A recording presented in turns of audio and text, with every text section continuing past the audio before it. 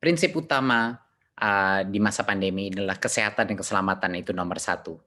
Memang banyak yang dikorbankan dengan, adanya, sekolah ini belajar dari rumah, banyak yang mungkin tidak, kualitas pembelajaran ada yang dikorbankan, dan juga, kualitas daripada, semua pembelajaran daring pun tidak semuanya sama dan banyak sekali yang mengalami kesulitan. Tetapi di masa pandemi ini, di mana kita masih dalam krisis COVID-19, Kemendikbud mengambil sikap bahwa kesehatan dan keselamatan adalah yang utama, dan itu akan terlihat dengan strategi kita ke depannya. Berikut. Ya, sekarang kita masuk kepada pendidikan anak usia dini, dasar, dan menengah, rencana ke depannya. Seperti yang saya telah, informasikan sebelumnya, tahun ajaran 2020 dan 2021 itu, tidak berubah jadwalnya, tetap saja pada bulan Juli 2020 ya, tapi jadwal itu tidak berdampak kepada metode apa pembelajaran yang ada, maupun daring ataupun tatap muka. Jadinya kami tidak mengubah kalender pembelajaran, eee, tetapi, kita telah mengambil keputusan di Kemendikbud untuk daerah dengan zona kuning, oranye, dan merah, yaitu zona-zona yang telah didesignasikan oleh gugus tugas yang punya resiko COVID dan penyebaran COVID, itu dilarang dilarang saat ini melakukan pembelajaran tatap muka di satuan pendidikan. Jadinya untuk zona-zona yang merah, kuning, dan oranye ini merepresentasikan pada saat ini 94% daripada peserta didik ya di pendidikan dini, dasar, dan menengah. 94% daripada peserta didik kita tidak diperkenankan untuk melakukan pembelajaran tatap muka. Jadinya masih belajar dari rumah. Ya. Yang 6% yaitu yang di zona hijau, itulah yang kami memperbolehkan pemerintah daerah untuk melakukan pembelajaran tatap muka, tetapi dengan protokol yang sangat ketat, yang itu yang akan kita jelaskan.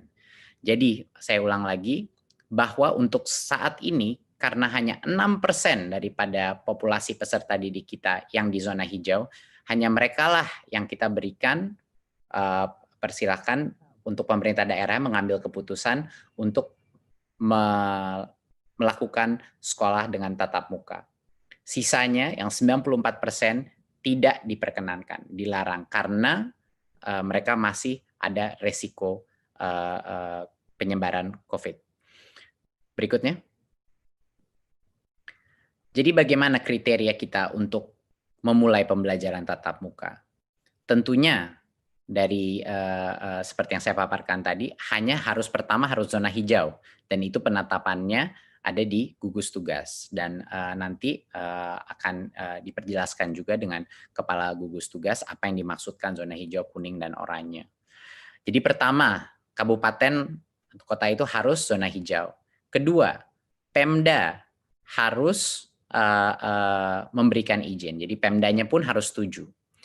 Dan yang ketiga, satuan pendidikan telah memenuhi, yaitu sekolahnya telah memenuhi semua checklist dan yang checklist daripada persiapan pembelajaran tatap muka. Pada saat ini semua tiga-tiganya, tiga langkah pertama untuk kriteria pembukaan, sekolahnya boleh mulai pembelajaran tatap muka.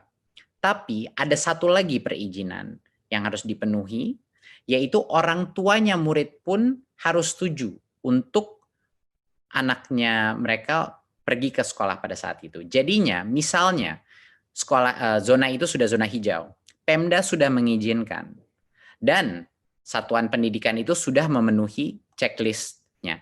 Sekolahnya boleh mulai pembelajaran tatap muka, tetapi tidak bisa memaksa murid yang orang tuanya tidak memperkenankan untuk pergi ke sekolah karena masih belum cukup merasa aman untuk harus ke sekolah. Jadi murid itu pun walaupun sekolahnya mulai tatap muka, kalau orang tuanya masih tidak merasa nyaman, murid itu diperbolehkan masih belajar dari rumah. Jadi itu penting. Kita punya banyak sekali level persetujuan untuk anak atau peserta didik itu bisa masuk ke sekolah.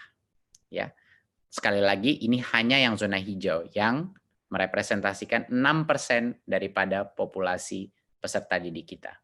Dan zona hijau ini bisa semakin besar, bisa semakin kecil, tergantung pada designasi daripada gugus tugas. Berikutnya. Untuk sekolah yang sudah memenuhi semua checklist itu pun, yang di zona hijau, kita melakukan tiering daripada mana jenjang yang boleh masuk dulu. Ya, jadinya untuk bulan pertama pada saat itu checklist sudah terpenuhi, hanya diperkenankan SMA, SMK, dan SMP. Jadi hanya yang level lebih menengah